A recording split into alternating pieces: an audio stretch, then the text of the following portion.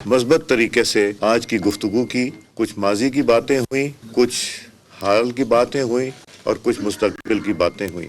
माहौल बहुत अच्छा था और मुझे उम्मीद नज़र आती है कि अगर हम सब मिल के सर जोड़ के पाकिस्तान की बेहतरी के लिए जो कि अहद भी करते हैं और कोशिश भी करेंगे, काम करना चाहते हैं, इसमें सियासी बेहतरी भी आएगी, जमहूरियत भी मुस्तहकम होगी। बानी पीटीआई की रिहाई, 9 मई और डी चौक फायरिंग की तहकीकात की जाएं। अपोजिशन ने हुकूमत के सामने इब्तदाई मुतालिबात रख दिए। फरीकैन में मुज़ाकरात का पहला दौर मुकम्मल, बातचीत जारी रखने पर इत्तफाक। अगला दौर 2 जनवरी को होगा।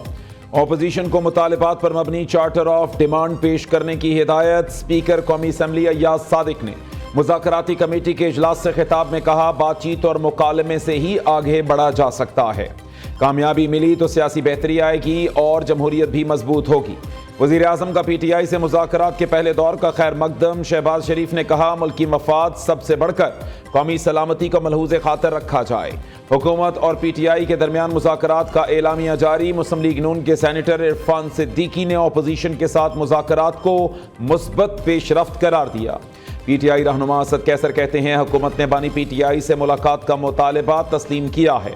साहबजादा हामिद रजा ने कहा, हम कोई ऐसा मुतालिबा नहीं कर रहे जो मावराए आइन हो।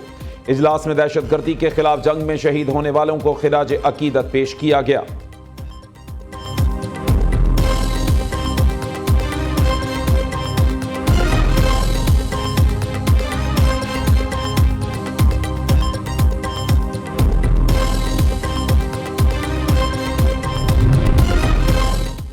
उमर अयूब, अली अमीन गंडापुर, हामिद खान, सलमान अकरम राजा मुज़ाकराती टीम में क्यों शामिल नहीं हुए?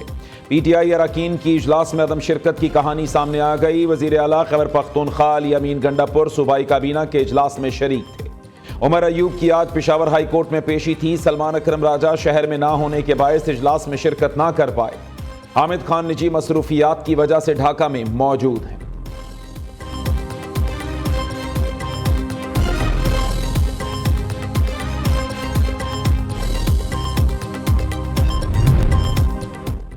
पीटीआई से मुज़ाकरात, मदारिस रजिस्ट्रेशन बिल पर मुल्क के 2 बड़ों की बड़ी बैठक। सदर ममलिकत और वज़ीर आज़म की अहम मुलाकात। दोनों रहनुमाओं का मुल्क की तरक्की के लिए मिलकर आगे बढ़ने के आज़म का इयादा। कानूनी उमूर पर तमाम सियासी स्टेक होल्डर्स की मुशावरत से आगे बढ़ने का फैसला।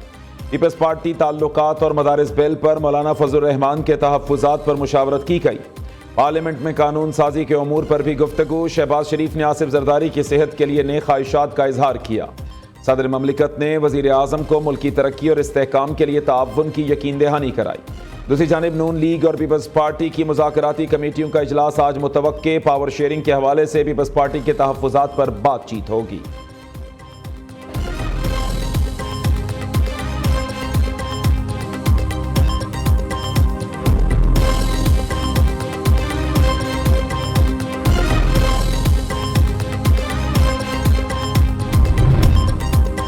चौधरी शुजात हुसैन और मौलाना फजल रहमान का टेलीफोनिक राबता। शुजात हुसैन ने मदरसा बिल पर मौलाना फजल रहमान के किरदार को सराहा। मदारिस बिल से मुताल्लिक किसी भी इशू पर हल में भरपूर साथ देने की यकीन दहानी कराई। दोनों रहनुमाओं ने एक दूसरे की खैरियत भी दरियाफ्त की।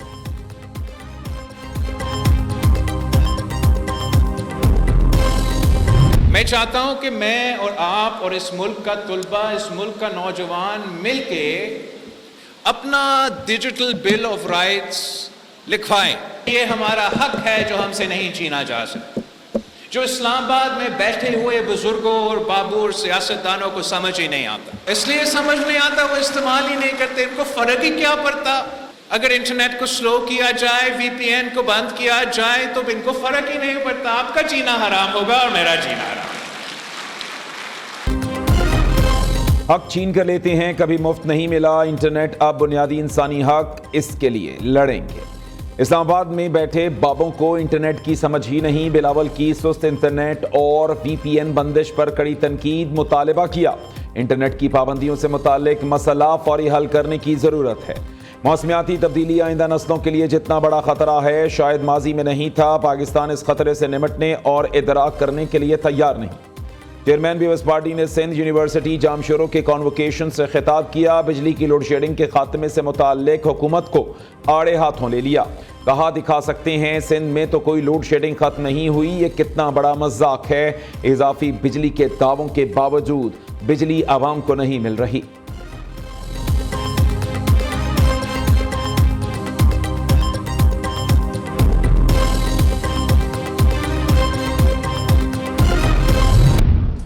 अगर कोई आपको गाली गलौज सिखाए, अगर आपको कोई इल्ज़ाम लगाना, पगड़ियाँ उछालना सिखाए, तो वो आपका हमदर्द नहीं है। इस तरह की मुझे स्लैंडर कैंपेन्स का सामना करना पड़ा, कैरेक्टर असैसिनेशंस का सामना करना पड़ा, सिर्फ और सिर्फ जो सियासी मुखालफत है उसकी बुनियाद पर। कोई भी आपको भड़काए, सिखाए, बहलाए, कुछ भी अगर कोई कहे, आपने अपने वतन के खिलाफ, अपने मुल्क के खिलाफ, पाकिस्तान के खिलाफ आपने कोई कदम कभी नहीं उठाना। किसी को रुस्वा करना हमारी सियासत नहीं, गालम गलोच की तरबियत देने वाला आपका हमदर्द नहीं। अपने बच्चे बाहर और गरीबों के बच्चों को जलाओ घेराव में झोंकना कौन सी सियासत है। वजीर आला पंजाब मरीम नवाज की नाम लिए बगैर बानी पीटीआई पर कड़ी तनकीद। जलाओ घेराव तोड़ फोड़ तालबा को जेब नहीं देता। ख्वाहिश है तालबा इंतशार का हिस्सा ना बने। कोई भी भड़काए मुल्क व कौम के खिलाफ काम नहीं करना। सियासी मुखालिफत की बुनियाद पर मेरी भी किरदार कुशी की गई। मुखालिफिन की शुक्रगुजार हूँ जिन्होंने मुझे मजबूत बनाया। मरीम नवाज का इस्लामाबाद में तकरीब से खिताब। वज़ीर आला ने तलबा में चेक्स तकसीम करके होनहार स्कॉलरशिप प्रोग्राम का इफ्तिताह किया। नौजवानों को रोजगार के लिए 3 करोड़ रुपए तक आसान शराइत पर कर्ज देने का भी ऐलान किया।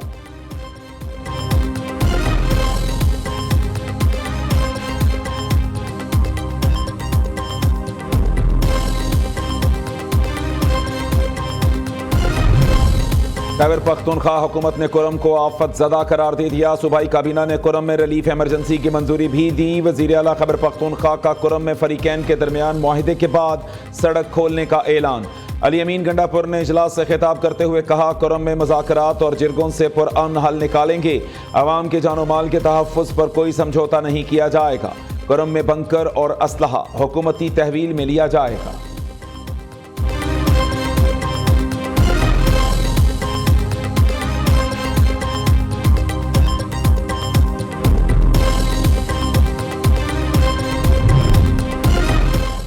पंजाब हुकूमत का साबिक वज़ीर आला चौधरी परवेज़ इलाही के खिलाफ वाइट पेपर तैयार करने का फैसला। वज़ीर आला मरीम नवाज की हिदायत पर वाइट पेपर की तैयारी पर काम शुरू कर दिया गया। परवेज़ इलाही ने वोटर्स को नवाजने के लिए गुजरात में हज़ारों अफराद को नौकरियां दी। 6 माह के दौरे हुकूमत में इजाफी 23 अरब 86 करोड़ से ज़ायद सिर्फ गुजरात पर खर्च किए।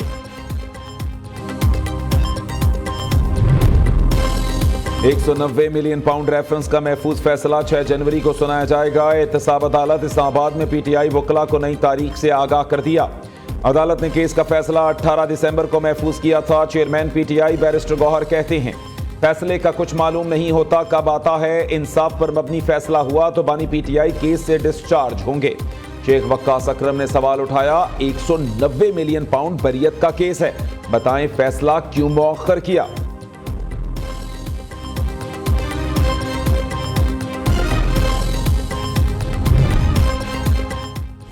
सानह 9 मई के सजा याफ्ता मुजरिमान की जेल मुंतकली जारी। फौजी अदालतों से सजा पाने वाले 11 मुजरिम कोट लखपत जेल लाहौर मुंतकिल। सजा याफ्ता 8 मुजरिमों का ताल्लुक लाहौर, इस्लामाबाद, रावलपिंडी, नौशहरा से एक मुजरिम है। ऑपोजिशन लीडर उमर अयूब का मिलिट्री कोर्ट फैसले के खिलाफ रिट पिटीशन दायर करने का ऐलान। फौजी अदालत के फैसले की मजम्मत की।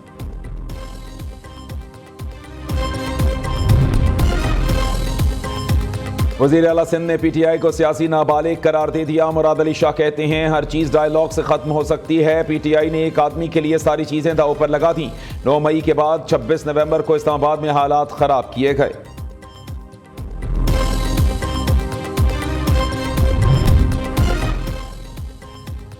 पिछला दौर फितने और फितना पार्टी का गुजरा। उस दौर में कौम के बच्चों को मार दो, गिरा दो, डंडे पकड़ लो, पेट्रोल बम बना लो की तलकीन की गई।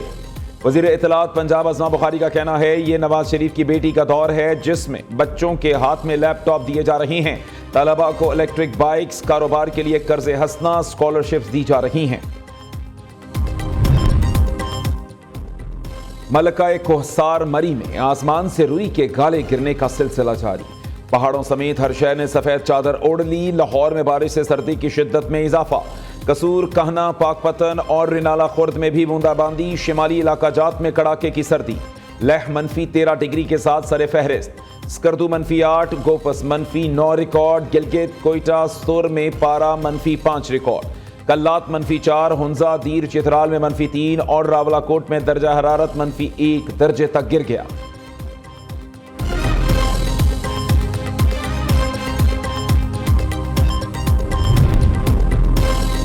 बांग्लादेश का भारत से साबिक वजीर आजम शेख हसीना वाजिद की हवालगी का बाज़ाब्ता मुतालबा। बांग्लादेशी मुशीर खारजा ने भारत को शेख हसीना की हवालगी से मुताल्लिक ज़बानी सिफारती पैगाम भेजा है।